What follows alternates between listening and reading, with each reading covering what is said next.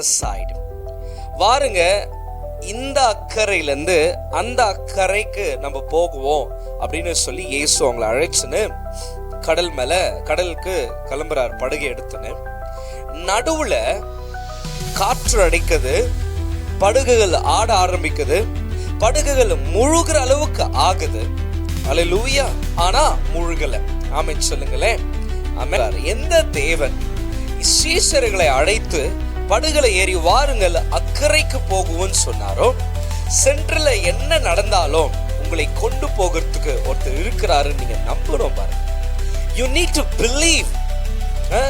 வாக்குத்தத்தங்களை கொடுத்தவர் அவர் நிச்சயமாய் அவர் வார்த்தையை தரையில விடுகிறவர் அல்ல. அவர் உங்களோடு கூட என்ன பேசினாரோ அதை அவர் செய்ய உண்மை உள்ள தேவனா இருக்கிறார். சில பேருக்கு அவருக்கு சொன்னது நடந்துட்டு இருக்கும்.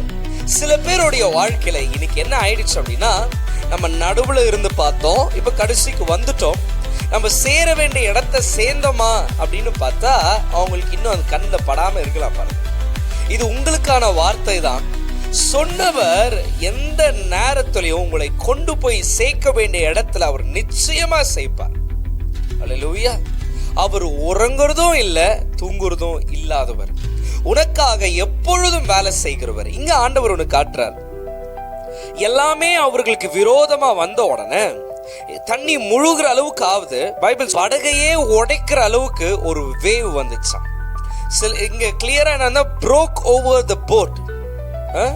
உடைக்கிற மாதிரி உடைச்ச போட்டுச்சான். இவங்க எல்லாருமே பயந்துட்டாங்க. இருக்கிறோம், இந்த வருஷம் நடக்கும், இந்த வருஷம் ஆண்டவர் எனக்கு வாக்கு கொடுத்திருக்கிறாரு, இந்த மாதம் எனக்கு அந்த வாக்குத்தத்தத்தை கொடுத்திருக்கிறாரு, எனக்கு நிச்சயமா செய்வாரு நம்பினே வரும். ஆனா நம்மளுக்கு விரோதமாய் அநேக காரியங்கள், காற்றுகள் எழும்புது, கடல்கள் கொழும்புது, படகுகள் உடையுது, முழுகிற அளவுக்கு ஆகுது. இந்த நேரத்துல நீங்க கர்த்தரை நம்பணும் பாருங்க. என்ன வாருங்கள் அக்கறைக்கு போகுவன்னு ஒருத்தர் வாக்கு கொடுத்திருக்கிறார். உன்னை பெரியவன் ஆக்குறன்னு ஒரு வாக்கு கொடுத்திருக்கிறார்.